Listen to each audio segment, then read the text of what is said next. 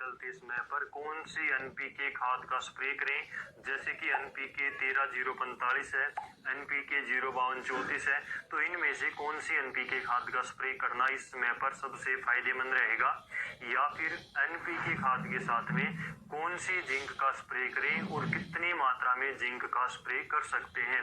इसके अलावा एक सवाल और आता है सबसे जरूरी कि एनपीके खाद के साथ में बोरोन का कितनी मात्रा में स्प्रे हम कर सकते हैं। तो इन सभी सवालों का जवाब आपको इस वीडियो में मिल जाएगा। तो पूरी जानकारी के लिए इस वीडियो को लास्ट तक जरूर देखना, और अगर जानकारी आपको अच्छी लगे तो अपने किसान दोस्तों के साथ में इसको शेयर जरूर करना।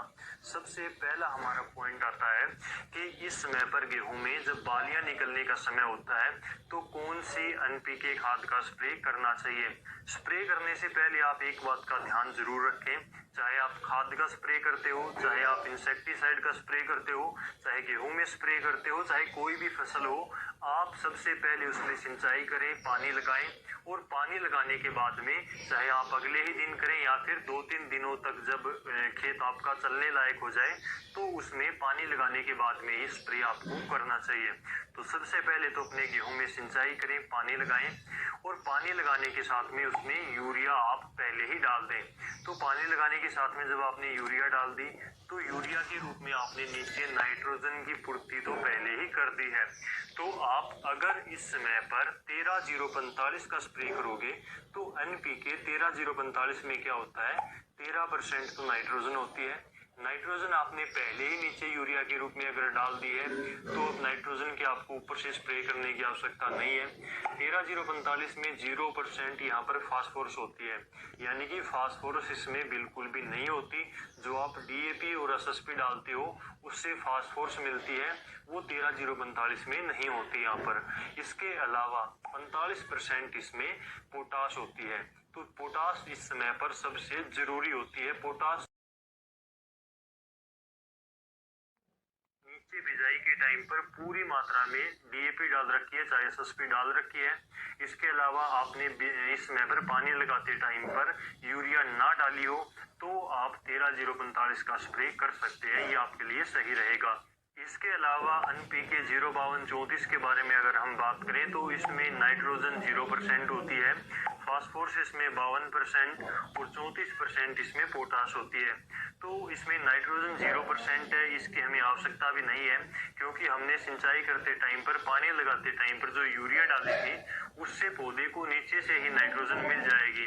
तो यहाँ पर 52% फास्फोरस है और 34% इसमें पोटाश है, जो कि पौधे के लिए इस समय पर सबसे जरूरी होती है। तो ये दोनों पोषक तत्व इसमें यहाँ पर मौजूद हैं और पौधे को पत्तियों के द्वारा तुरंत ही मिल जाते हैं, जो कि काफी अच्छा रिजल्ट भी जल्द ही पौधे के अंदर दिखाते हैं। ये तो हुई बात एनपीके के बारे में। यहाँ पर हम बात करें कि कितनी मात्रा में एनपीके की डोज डालें, तो एनपीके की मात्रा 1 किलोग्राम से लेकर 1.5 किलोग्राम तक आप 1 एकड़ में रख सकते हैं। लेकिन 1 किलोग्राम अगर आप एनपीके डालते हैं तो इससे भी आपकी आसानी से पूर्ति हो जाती है। तो 1 किलोग्राम एनपीके आप ले सकते हैं। कौन सी इनमें से अच्छी रहेगी इसके बारे में अगर मैं आपको बताऊं तो एनपीके 052-34 इस समय पर ज्यादा अच्छी रहेगी। अगर आप इसका स्प्रे करते हैं तो पानी लगाते टाइम पर आप नीचे यूरिया जरूर डालें, अगर आप 052-34 का स्प्रे करते हैं तो। अगर आप 13-045 का स्प्रे करते हैं तो आपको पानी लगाते टाइम पर यूरिया डालने की आवश्यकता नहीं है। इसके बाद में अगला सवाल आता है जिंक के बारे में। तो एनपीके के साथ में हमें कौन सा जिंक मिक्स करना है। जो चिलेटेड जिंक आता है 12% में ईडीटीए फॉर्म में, उसको 100 ग्राम की मात्रा लेकर आप 1 एकड़ में स्प्रे कर सकते हैं एनपीके के साथ में। और जो चिलेटेड जिंक आता है वो आप कोई से भी एनपीके के साथ में मिक्स कर सकते हैं, इसमें कोई विपरीत रिएक्शन नहीं होता। अगर आप जिंक सल्फेट लेते हो जो 21% में आता है, वो आप अगर साथ में मिलाते हो, जैसे कि 052-34 के साथ में मिलाओगे तो हो सकता है कि उससे घोल फट जाए, क्योंकि जिंक सल्फेट फास्फोरस के साथ में विपरीत रिएक्शन करता है जिससे घोल फट जाता है और ये फसल के लिए हानिकारक भी हो सकता है। तो इसलिए जो चिलेटेड जिंक आता है वो 100 ग्राम आप 1 एकड़ में डालें। एनपीके 052-34 के साथ में भी उसको मिला सकते हैं, एनपीके 13-045 के साथ में भी उसको मिला सकते हैं। इससे कोई भी विपरीत रिएक्शन नहीं होगा, ये अच्छा परिणाम देता देता है एनपीके के साथ में मिलकर। तो इस प्रकार से आप जिंक का स्प्रे करें जब आपके गेहूं में बालियां आने में थोड़ा समय बच रहा हो। इसके बाद में बात आती है बोरोन की। तो बोरोन को आप एनपीके 13-045 के साथ में मिला सकते हैं, एनपीके 052-34 के साथ में भी आप बोरोन को मिला सकते हैं, इससे कोई दिक्कत नहीं होती। तो बोरोन की मात्रा की बात करें तो 100 ग्राम आपको बोरोन की मात्रा 1 एकड़ में लेनी है 100 लीटर पानी की मात्रा के साथ में, और एनपीके के साथ में आप इसको मिलाकर अगर स्प्रे करोगे तो काफी अच्छा रिजल्ट आता है इसका बालियां निकलते समय पर, क्योंकि ये पोलिनेशन में काफी मदद करती है, दाना भराई में काफी मदद करती है।